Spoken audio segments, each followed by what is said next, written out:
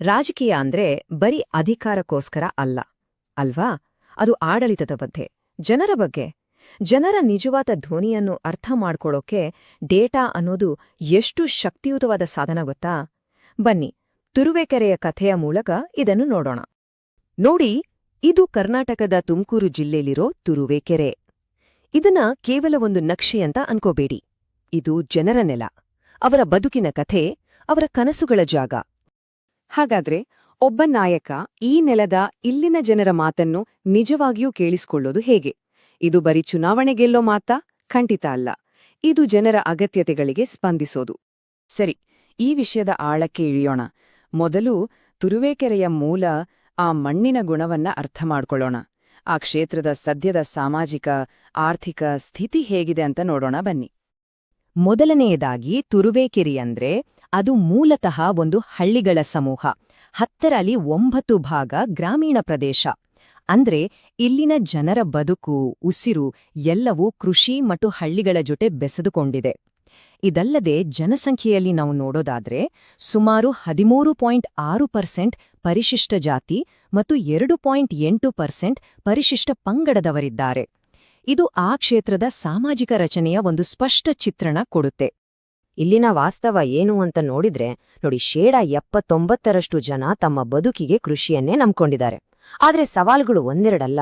ಹಳ್ಳಿಗಳಿಗೆ ಸರಿಯಾದ ರಸ್ತೆಗಳಿಲ್ಲ, ಹೇಮಾವತಿ ಕಾಲುವೆ ಕೆಲಸ ಅರ್ಧಕ್ಕೆ ನಿಂತಿರೋದ್ರಿಂದ ನೀರಿಗಾಗಿ ನಿರಂತರ ಹೋರಾಟ, ಇನ್ನು ಯುವಕರಿಗೆ ಕೃಷಿ ಬಿಟ್ಟು ಬೇರೆ ಕೆಲಸ ಸಿಗೋದು ಕೂಡ ತುಂಬಾ ಕಷ್ಟ.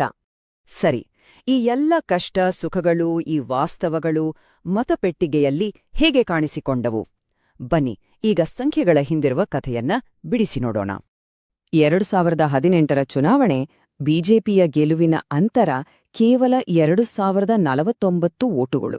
ಅಂದ್ರೆ ಒಂದು ರೀತಿಯಲ್ಲಿ ನೂಳೆಳೆ ಅಂತರದ ಗೆಲುವು ಅಂತಾನೆ ಹೇಳ್ಬೋದು. ಸ್ಪರ್ಧೆ ಅಷ್ಟು ತೀವ್ರವಾಗಿತ್ತು. ಆದ್ರೆ 5 ವರ್ಷದ ನಂತರ 2023ರಲ್ಲಿ ಚಿತ್ರಣ ಸಂಪೂರ್ಣ ಪಲ್ಟಿ ಹೊಡೀತು.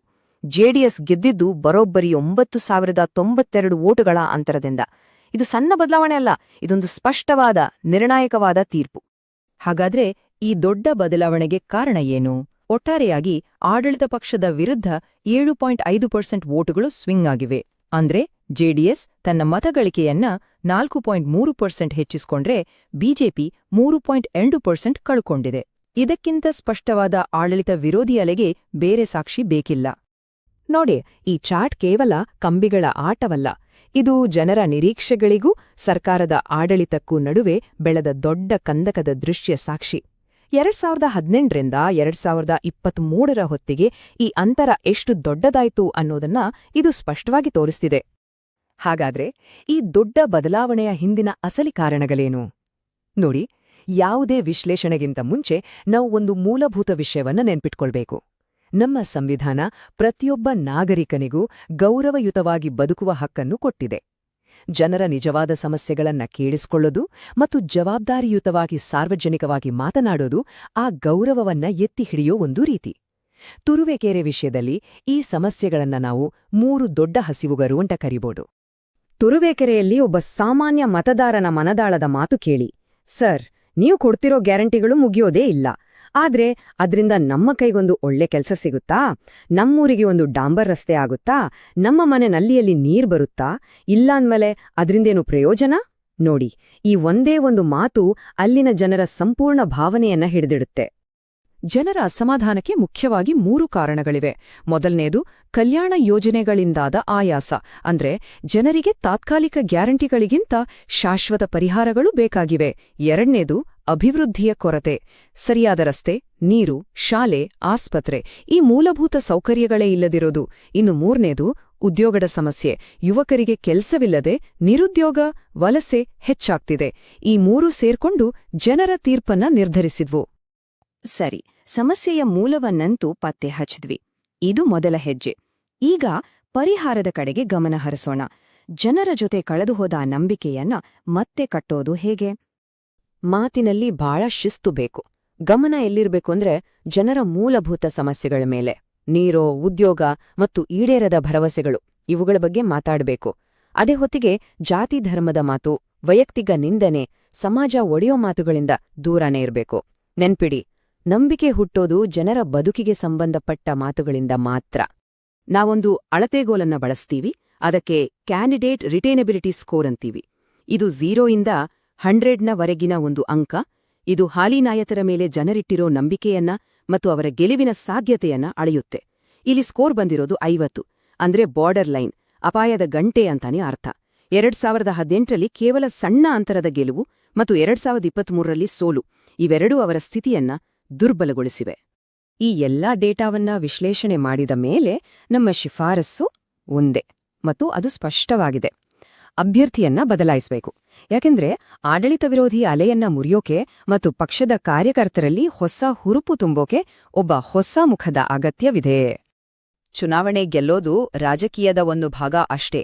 ಅಸಲಿ ಕೆಲ್ಸ ಶುರುವಾಗೋದೇ ಆಮೇಲೆ, ಅದೇ ಆಡಳಿತ.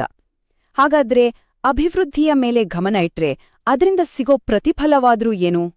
ಜನರ ಪ್ರಮುಖ ಸಮಸ್ಯೆಗಳಿಗೆ ನೇರ ಪರಿಹಾರ ನೀಡುವ 3 ಮುಖ್ಯ ಪ್ರತಿಜ್ಞೆಗಳು ಇಲ್ಲಿವೆ. ಮೊದಲನೆಯದು, ಎಲ್ಲ ಕಾಲದಲ್ಲೂ ಹಾಳಾಗದ ಉತ್ತಮ ರಸ್ತೆಗಳು. ಎರಡನೆಯದು, ನೀರಾವರಿ ಮತ್ತು ನೀರಿನ ಭದ್ರತೆ. ಮೂರನೆಯದು, ಸ್ಥಳೀಯವಾಗಿಯೇ ಉದ್ಯೋಗ ಸೃಷ್ಟಿಸುವ ಒಂದು ಕೇಂದ್ರ.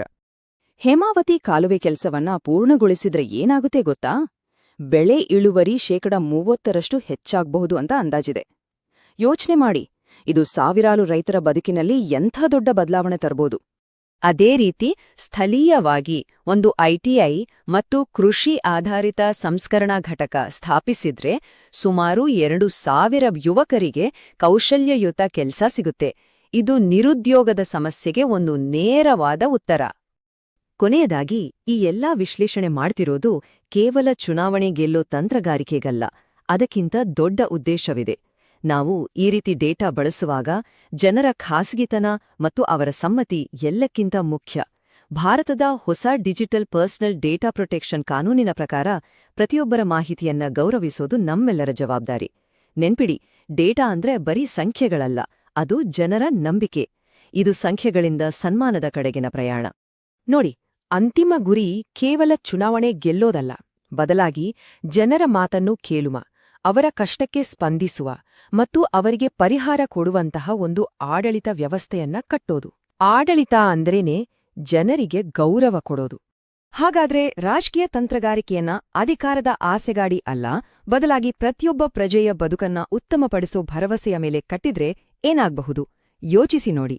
ನೀವು ಜನಕೇಂದ್ರಿತ ನಾಯಕರಾಗಲು ಮತ್ತು ನಿಮ್ಮ ಕ್ಷೇತ್ರವನ್ನು ಉನ್ನತೀಕರಿಸಲು ಬಯಸಿದ್ರೆ blueprintstrategies.ai ಅನ್ನು mgr@blueprintstrategies.ai ನಲ್ಲಿ ಸಂಪರ್ಕಿಸಿ ಅಥವಾ 08042041602ಗೆ ಕರೆ ಮಾಡಿ. ರಾಜಕೀಯವನ್ನು ಮೀರಿದ ಉದ್ದೇಶ